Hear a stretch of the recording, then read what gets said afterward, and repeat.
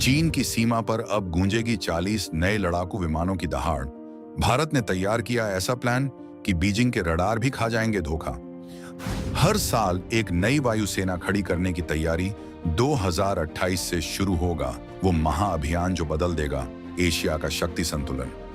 Rafale और Sukhoi तो बस ट्रेलर थे, अब तेजस मार्क 2 और एमका की असली फिल्म शुरू होने वाली है।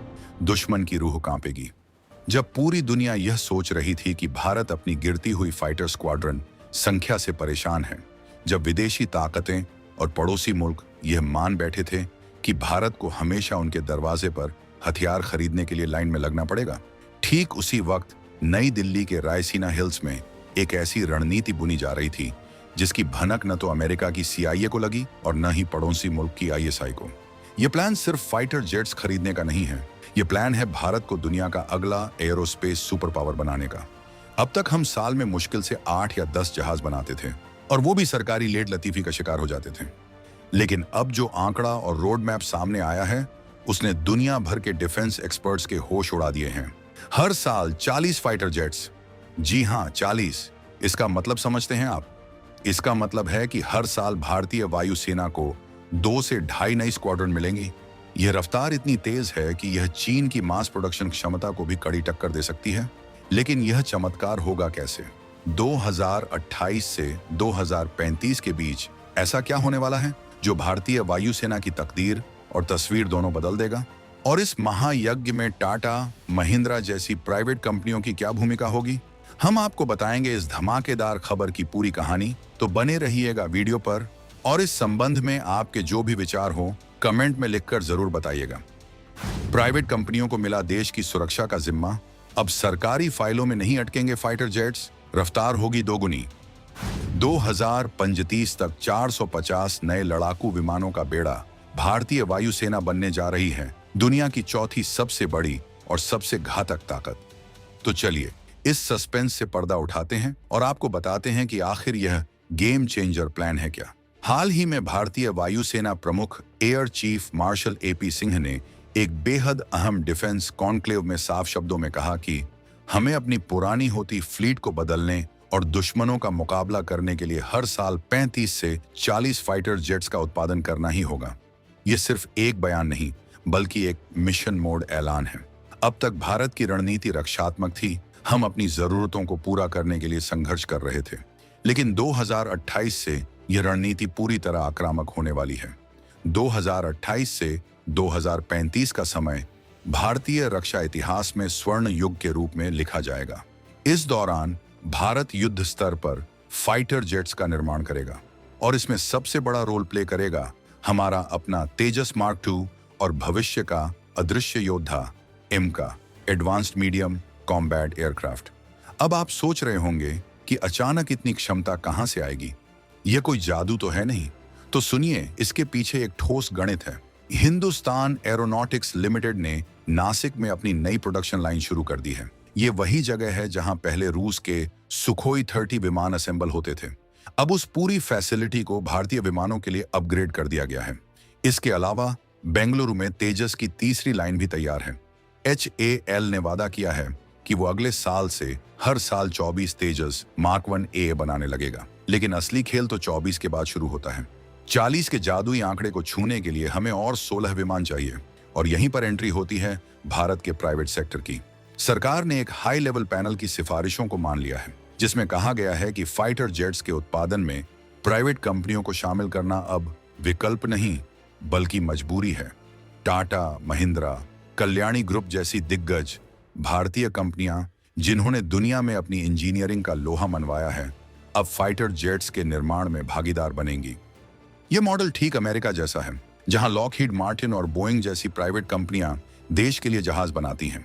जब प्राइवेट सेक्टर की रफ्तार, एफिशिएंसी और सरकारी सेक्टर का अनुभव मिलेगा, तो 40 जेट्स प्रतिवर्ष का लक्ष्य बहुत आसान हो जाएगा। इस महायोजना का सबसे बड़ा नायक होगा तेजस मार्क 2। इसे आप भारतीय वायुसेना का भविष्य का वर्क हॉर्स कह सकते हैं। ये वो घोड़ा है जो लंबी रेस दौड़ेगा। वर्तमान में हमारे पास जो मिराज 2000, जगुआर और MiG-29 हैं, वे अब पुराने हो रहे हैं। उन्हें रिटायर होना है। उनकी जगह कोई विदेशी जहाज नहीं लेगा, बल्कि हमारा अपना तेजस मार्क 2 लेगा। यह एक 4.5 जनरेशन का फाइटर जेट होगा जो राफेल के टक्कर का है, लेकिन कीमत में उससे काफी सस्ता। इसका वजन तेजस मार्क 1 से ज्यादा होगा, यह ज्यादा हथियार ले जा सकेगा, इसकी रेंज ज्यादा होगी और इसका रडार दुश्मन को बहुत दूर से देख सकेगा। वायुसेना को कम से कम 120 से 200 तेजस मार्क 2 की जरूरत है। 2028 तक इसका प्रोडक्शन शुरू होने की पूरी उम्मीद है। जब यह विमान बनकर निकलेगा तो यह किसी विदेशी की मदद से नहीं, बल्कि भारतीय दिमाग और भारतीय हाथों से बना होगा। लेकिन कहानी यहीं खत्म नहीं होती। भारत की नजरें सिर्फ आज पर नहीं, बल्कि 2035 के भविष्य पर भी हैं। और भविष्य है स्टेल्थ का, यानी अदृश्य होने का।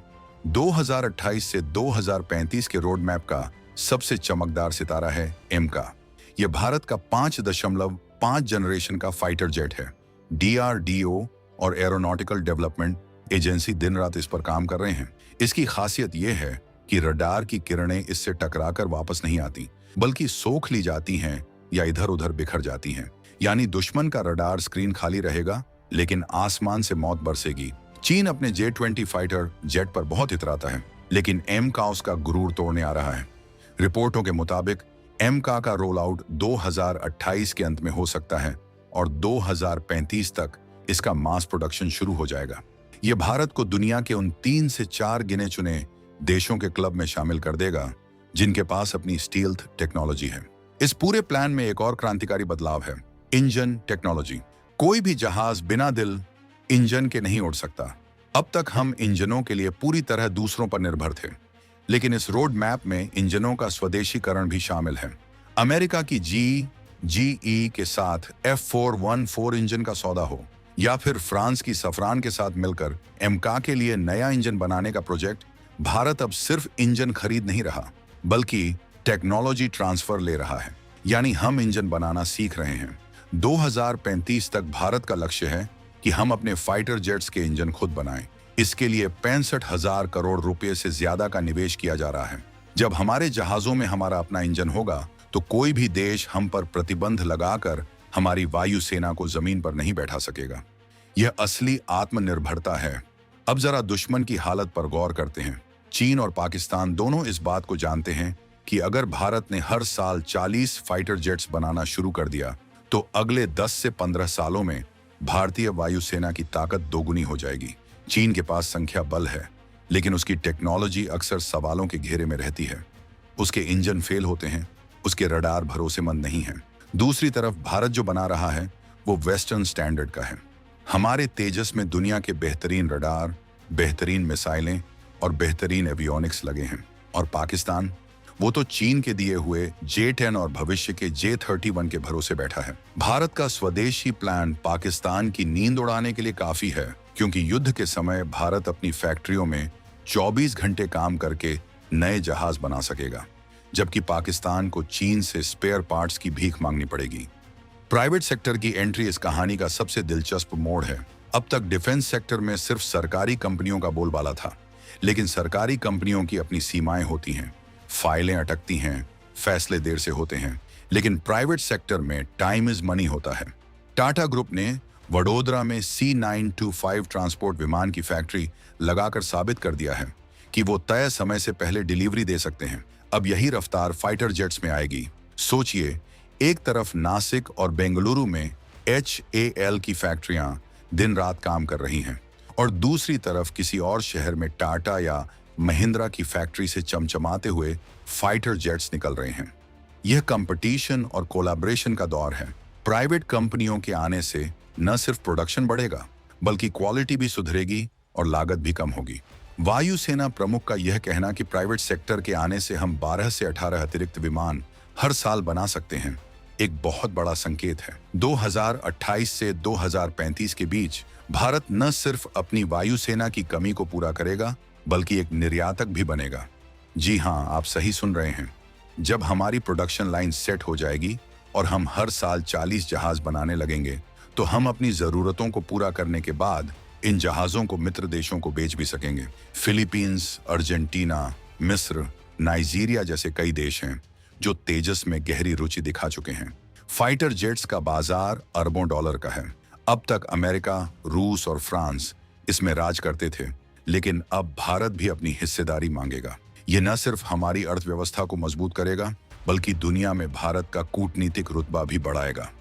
इस महाअभियान का असर भारत के छोटे उद्योगों पर भी पड़ेगा। एक फाइटर जेट में लाखों छोटे बड़े पुर्जे लगते हैं, नट बोल्ट से लेकर सेंसर और वायरिंग तक। जब हर साल 40 जहाज बनेंगे तो इन पुर्जों की मांग आसमान छू जाएगी। इससे देश भर में हजारों छोटी फैक्ट्रियों को काम मिलेगा, लाखों इंजीनियरों और तकनीशियनों को रोजगार मिलेगा। यह एक पूरा इकोसिस्टम तैयार करेगा। कोयम्बटूर, हैदराबाद, बेंगलुरु, पुणे जैसे शहर डिफेंस मैन्युफैक्चरिंग के हब बन जाएंगे। लेकिन रास्ता इतना आसान भी नहीं है। चुनौतियां बहुत बड़ी हैं। 40 फाइटर जेट्स बनाना मतलब हर 9 दिन में एक नया जहाज तैयार करना। इसके लिए सप्लाई चेन का मजबूत होना बहुत जरूरी है। अगर एक छोटा सा पुर्जा भी कम पड़ गया तो पूरी असेंबली लाइन रुक सकती है। इसके अलावा पायलटों की ट्रेनिंग भी एक बड़ा मुद्दा है। नए जहाजों के लिए नए और आधुनिक ट्रेनर विमानों की जरूरत होगी। अच्छी बात यह है कि HAL ने HTT-40 ट्रेनर विमान बनाना शुरू कर दिया है, यानी सरकार ने पूरी तैयारी कर रखी है। 2028 का साल भारत के लिए एक टर्निंग पॉइंट होगा, जब पहला तेजस मार्क 2 पूरी तरह से हथियारों से लैस होकर रनवे से टेक ऑफ करेगा। तो वो सिर्फ एक उड़ान नहीं होगी, वो 140 करोड़ भारतीयों के सपनों की उड़ान होगी। वो उड़ान होगी उस भरोसे की जो हमने अपनी काबिलियत पर किया है। वो उड़ान होगी उस संकल्प की जो हमने अपनी सीमाओं की सुरक्षा के लिए लिया है। वायुसेना प्रमुख AP सिंह का यह विजन 2047 के विकसित भारत के लक्ष्य से पूरी तरह मेल खाता है। एक ऐसा भारत जो अपनी सुरक्षा के लिए किसी का मोहताज नहीं है। इस पूरी योजना में सुपर सुखोई प्रोग्राम भी एक महत्वपूर्ण भूमिका निभाएगा। हमारे पास पहले से ही लगभग 260 सुखोई 30 AMKI विमान हैं। ये बहुत शक्तिशाली विमान हैं, लेकिन इनकी टेक्नोलॉजी 20 साल पुरानी हो चुकी है। अब इन्हें सुपर सुखोई में बदला जाएगा। इनमें नए विरूपाक्ष रडार लगेंगे, नए इंजन लगेंगे और ब्रह्मोस जैसी घातक मिसाइलें लगेंगी। ये अपग्रेडेशन भी भारत में ही होगा। तो एक तरफ नए तेजस और MK आ रहे हैं और दूसरी तरफ हमारे पुराने बाहुबली सुखोई भी नए अवतार में तैयार हो रहे हैं।